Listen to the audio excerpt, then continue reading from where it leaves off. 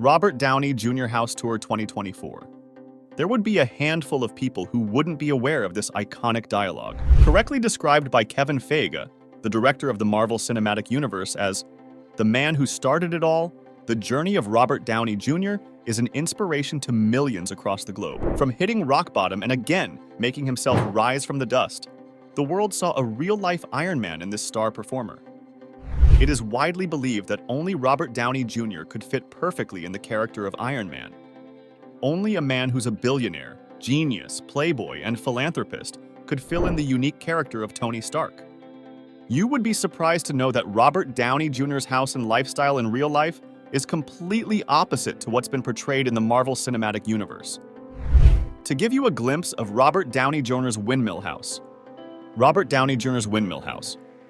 Quirky, colorful, and never boring are what describes Robert Downey Jr.'s Windmill house in East Hampton, New York. Let's check out its interiors below. The entrance. Any individual entering a house first notices its entrance.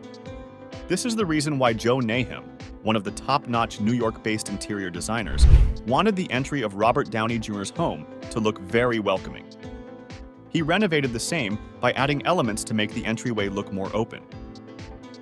In the beginning, he changed the wall colors to white color and added paintings and art made by ATI Sedgwick on the right side of the wall and Pasco on the left side wall. But after a year, the paintings were so in demand and got so hit that they decided to shift the paintings to the main bedroom of the house. And the cherry on the top was the Philip Jeffries striped wallpaper that actually acted as a plus point in adding depth to the entire space by lowering the darker tone a bit. The living room. The living space in Robert Downey Jr.'s house was where major renovations were done 6 weeks after purchasing this quirky house. The Downey family decided to add more space to the living room, clearing all the decor and lighting elements to completely transform the vibe of the place. The designer hired by RDJ expanded the living room and installed a huge fireplace wrapping the room's wall.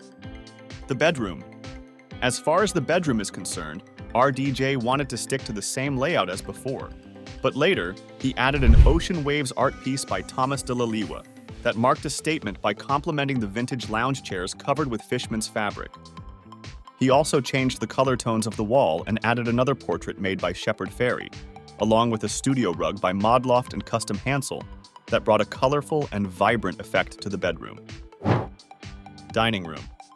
In the dining room, only the outdated furniture of the space was replaced with some lighter tone furniture so that the space looks a little brighter than before. The room also houses exquisite artwork by David Palmer and Pedro Friedeberg. The dining room also includes a castle table and a chair by Sergio Rodriguez.